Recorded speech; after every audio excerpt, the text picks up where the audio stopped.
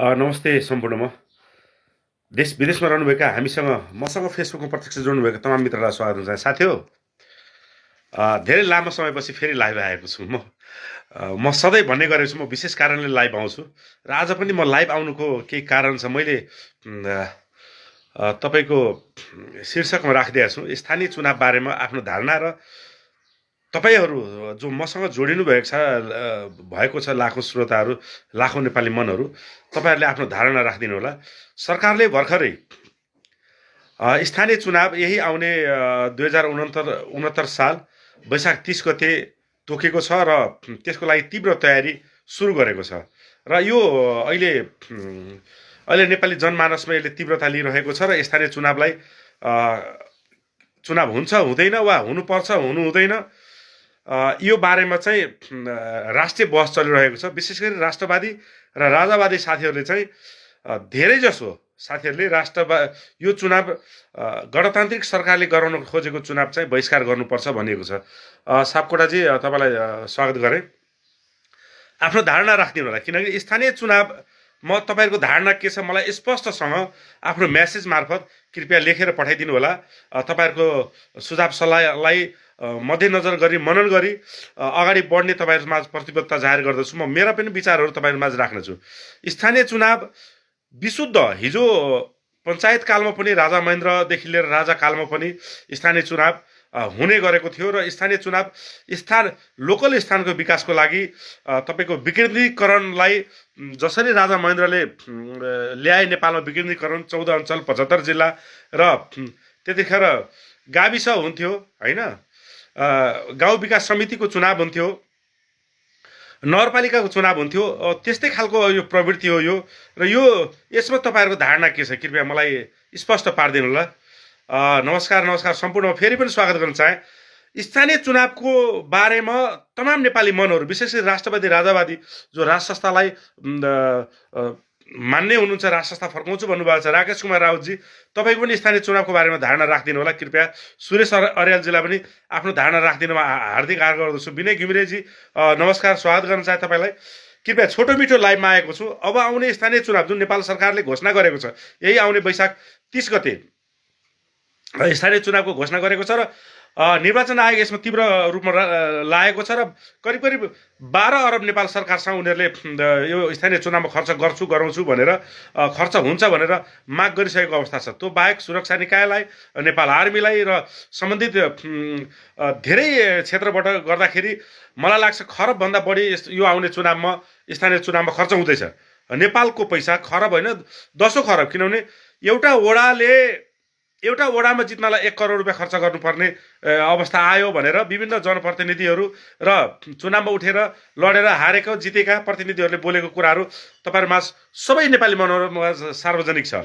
एउटा वडामा करोड रुपियाँ खर्च हुन्छ भने एउटा नगरपालिकामा कति खर्च हुन्छ, एउटा गाउँपालिकामा कति खर्च हुन्छ, नगरपालिकामा कति खर्च हुन्छ, उपमहानगरपालिकामा कति खर्च होला वा त्यसपछि महानगरपालिकामा कति खर्च गर्लान्। ध्यान दिउँ साथीहरू, एउटा वडामा जस्तै काठमाडौँ उपत्यकामा 32 वटा वडा छ, काठमाडौँ महानगरपालिकामा 32 वटा वडामा एउटा वडामा करोड रुपियाँ खर्च हुन्छ भन्दाखेरि 32 वडाले 32 करोड खर्च गर्छ। अब वडा सदस्यले कति खर्च गर्छन् जित्नलाई, किनकि त्यहाँ खाने लाउने, त्यहाँ लुट्ने, दोहन गर्ने, भ्रष्टाचार गर्ने सवाल छ। त्यसपछि त्यहाँ उठेका ठुला दलका 8-10 वटा पार्टीका नगर प्रमुखहरूले कति खर्च गर्छन् हैन, जित्नेले कति खर्च गर्छन्, अनि देशको विकास कहाँबाट गर्छन्। जब राजनीतिमा लगानी भनेको व्यापार हो। लगानी तपाईँले घर बेचेर तपाईँको कमाई, परिश्रमको जिन्दगीको कमाई गर्नु भएको छ भने त्यो व्यापार हो।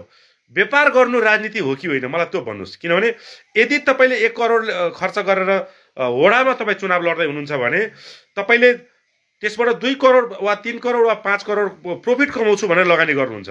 राजनीतिमा लगानी जसले गर्छ 100% ती राष्ट्र गद्दार हुन्। तिनलाई सामाजिक बहिष्कार गर्नुपर्छ, सामूहिक बहिष्कार गर्नुपर्छ र कालो मसौदा लिएर हिँड्नुपर्छ। राजनीतिमा लगानी हुने, राजनीतिमा जनताबाट विश्वास जितेर जनमत पाएर चुनाव जितेर स्थानीयको र देशको विकास गर्ने अठोट लिनुपर्छ, त्यो राजनीति हो। अरुण रोका भाइ स्वागत छ बाबु। म विशेष गरी अलिकति बयके र क्रान्तिकारी सोचमा गएँ। फेरि पनि यो भिडियोलाई धेरैभन्दा धेरै सेयर गरिदिनु, लाइक सेयर कमेन्ट गरिदिनुहोस्, किनभने सवाल देशको छ। आउने वैशाख 30 गते नेपाल सरकारले स्थानीय चुनाव घोषणा गरेको छ।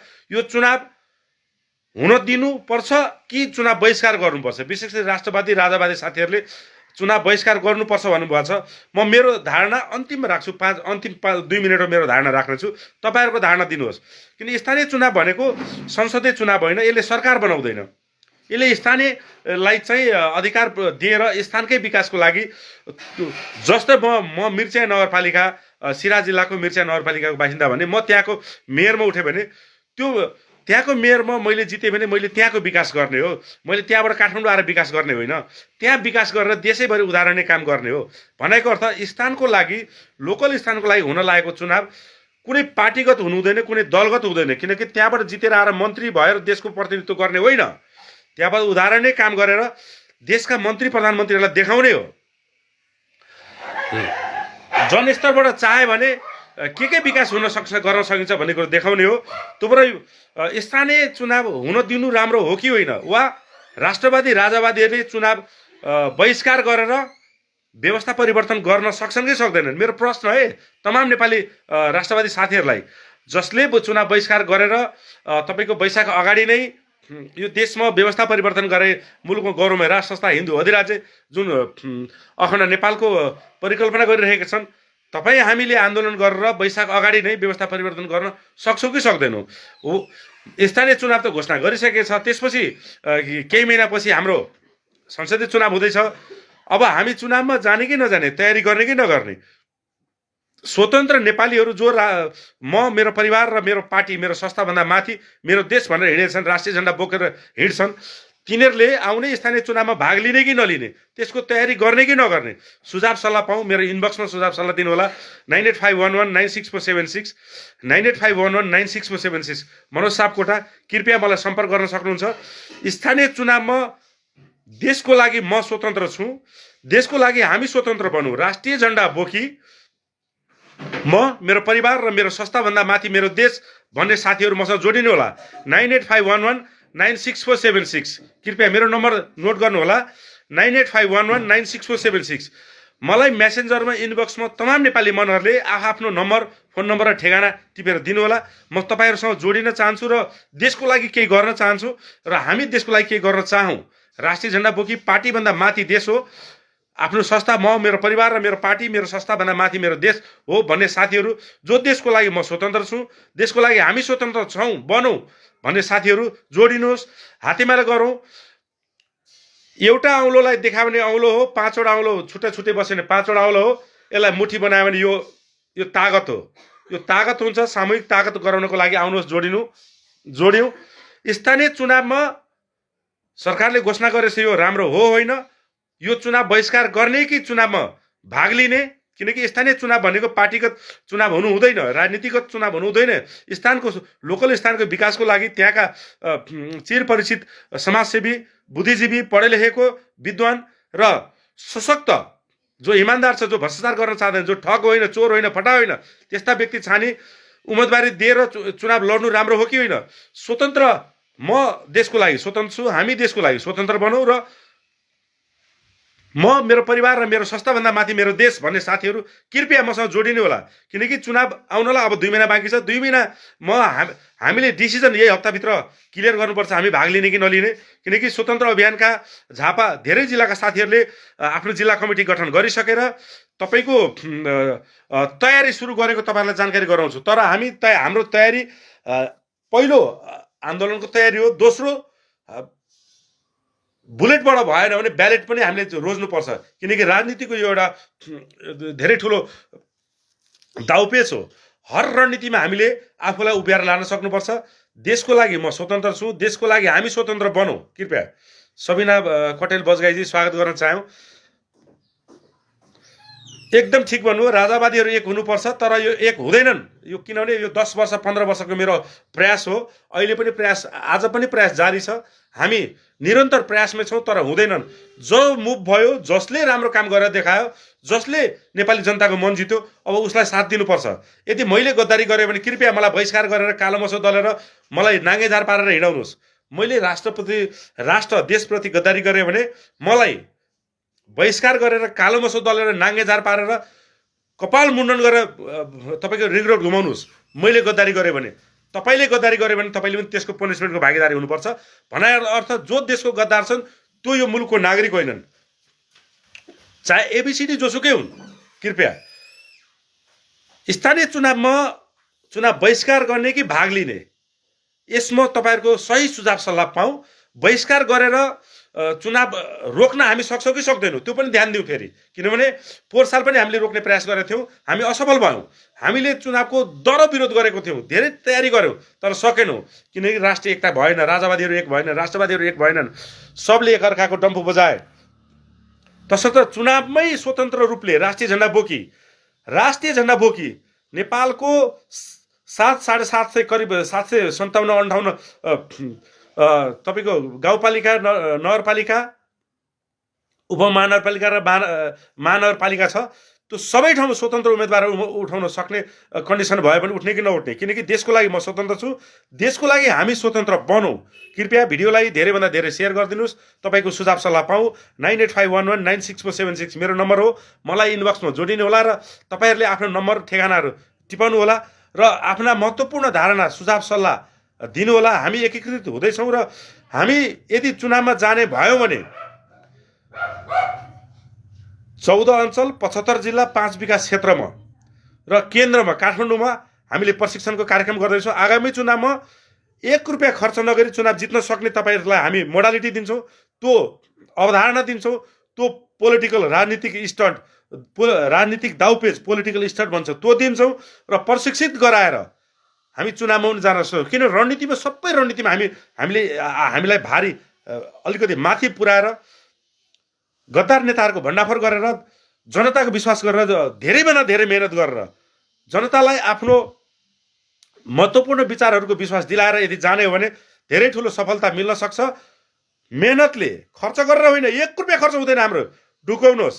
त्यो योजना, सारा योजना मसँग छ, म सार्वजनिक गर्छु, तर तपाईँहरूको सुझाव सल्लाहको अहिले मलाई आवश्यकता छ। स्थानीय चुनावमा स्वतन्त्र भएर बुद्धिजीवी, पढे लेखेका, इमान्दार र डाइनामिक जो सक्षम छन् युवाहरू विशेष गरी समावेशी तरिकाले हामीले प्रतिनिधि चुनेर हामी चुनावमा गएर जनताको विश्वास दिलाउने, जनताको जनमत पाउन सक्ने, जनताको विश्वास दिलाएको स्थानीय समाजसेवीहरू यदि हुनुहुन्छ भने कृपया जोडिनुहोस् र जोड्नलाई सहयोग गर्नुहोस्।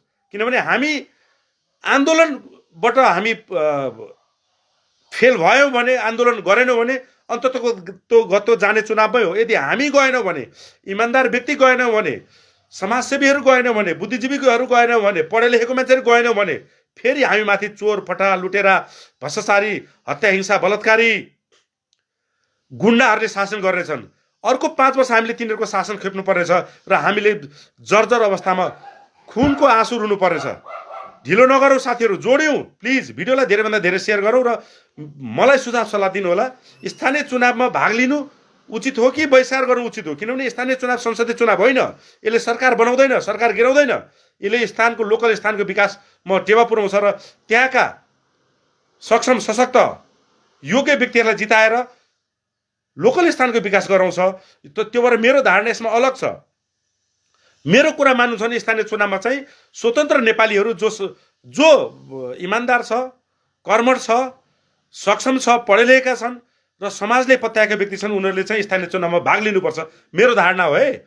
तपाईँहरूको धारणा के छ? सकेसम्म त व्यवस्था परिवर्तन गर्नलाई सडक मार्फत आन्दोलन गरेर नै व्यवस्था परिवर्तन हो, तर स्थानीय चुनाव र संसदीय चुनावमा मैले अलिकति फरक धारणा पाएको छु। म तपाईँहरूभन्दा बाहिर गएर म एक्लै भएर चुनावमा भाग लिएर जितेर वा हारेर मैले केही गर्दिनँ, किनकि नेपाली जनताभन्दा ठुलो मेरो लागि नेपाल आमा र नेपाली जनताभन्दा ठुलो केही छैनन्। यदि तमाम साथीहरूले आन्दोलन मार्फत चुनाव रोक्ने र व्यवस्था परिवर्तन गराउन सक्ने तागत राख्छन् भने मेरो पहिलो रोजाइ भनेको सडक आन्दोलन हो। यो ढुकाउनुहोस्। मनोज सापकोटाको पहिलो रोजाइ सडक आन्दोलन हो, क्रान्ति हो। यदि बुलेटबाट भएन भने ब्यालेटको लागि पनि तयारी गर्नुपर्छ भन्ने चाहिँ मेरो अन्तिम धारणा हो। कृपया भिडियोलाई धेरैभन्दा धेरै सेयर गर्नुहोस्, लाइक सेयर कमेन्ट गर्नुहोस्। तपाईँहरूको एक लाइक सेयर र कमेन्टले पनि इमान्दार साथीहरूले चुनाव जित्नलाई महत्त्वपूर्ण भूमिका खेल्छ।